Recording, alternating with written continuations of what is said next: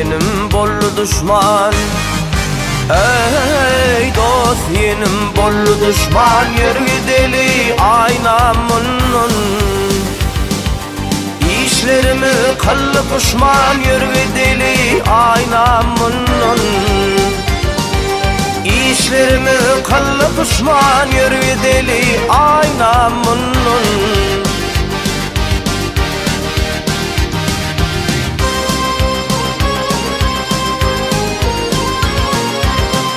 Alaç yoktur dağı, düşman alli sol sağı. Hazan urdi çar bağı, yürü deli aynamının. Hazan urdi çar bağı, yürü deli aynamının.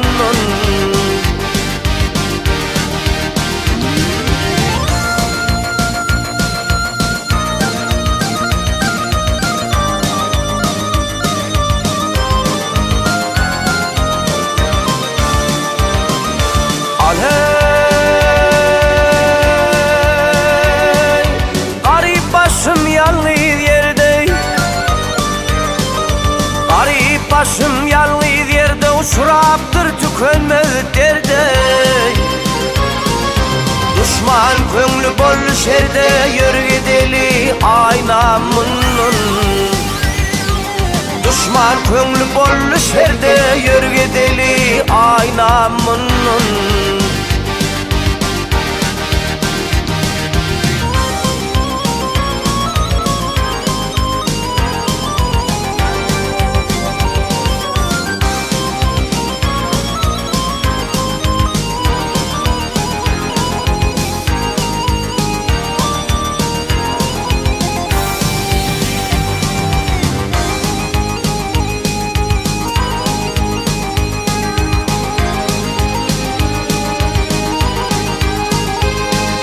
Söküttür bahar yağdım, söküttür bahar yağdım, gayrı yere tutup yüzüm.